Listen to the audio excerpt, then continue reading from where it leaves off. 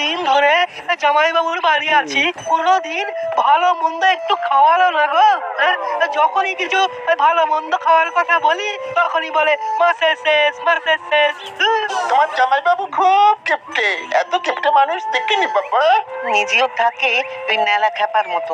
মহারাজ কৃষ্ণচন্দ্র রায়ের সভাসদ, তার কি ওই রকম ভাবে থাকলে চলে? এতে তো মহারাজের সম্মানহানি হয়। কি করা যায় বলো তো? ওই এমন একটা উপায় বার করো যাতে ওই একদিন হলেও বেশ ওই ভালো মন্দ একেবারে সাঁটাতে পারি। তোমাদের ওই মাথায় তো ওই নানা রকমের বুদ্ধি খেলা করে। দাও না দেখি একখানা চম্পেশ বুদ্ধি। এই বটা, একটা চম্পেশ বুদ্ধি বার করতে হবে। ভাব ভাব। আমার ভাবা হয়ে গেছে। শালা বাবু, কাল তোমার জন্মদিন, সকালবেলা স্নান করে প্রথমে তোমার জামাইবাবুকে প্রণাম করবে, কেমন?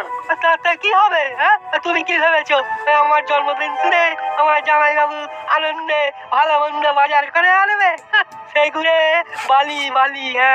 আরে তো তুমি বাজারে গিয়ে বলে আসবে, মাছের বাজারে গিয়ে ভালো মাছ, মাংসের বাজারে গিয়ে ভালো মাংস, ভোলা ময়দার দোকানে। না না না না না না, ভোলা ময়রা নয়। ভোলা ময়রা হলো গোপালের খুব পেয়ারের লোক। ও আগে ওই গোপালকে জানিয়ে দেবে, তখন এক গাল মাছি। বাহ ঘটা, আমার সাথে থেকে থেকে তোর বুদ্ধিটা তো বেশ খলতাই হচ্ছে।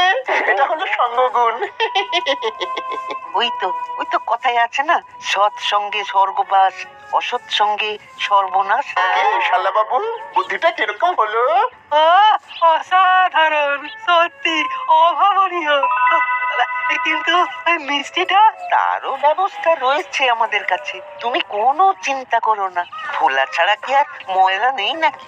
আমাদের জানা এক ময়রা আছে। কিন্তু সেখানে অগ্রিম দিতে হবে। তোমার কাছে কিছু কি হবে? আমার কাছে ওই 3টে মোহর আছে। ওতেই হবে, ওতেই হবে। দাও দাও।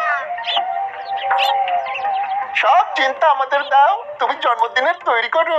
আমরা নিমন্ত্রণের ভারটা নিলাম। বেগুন ভাজা দিয়ে শুরু হবে আর নদীয়ার দই দিয়ে শেষ হবে। যাক বাবা, বাঁচলাম। কতদিন পর ভালো মন্দ খাওয়া যাবে।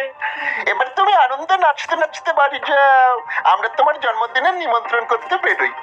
কথাই বলে শুভ কাজে দেরি করতে নেই। তাহলে আমি ওই বাজারের দিকে যাই, কি বলো? যাই। আজ মাস পয়লা। ও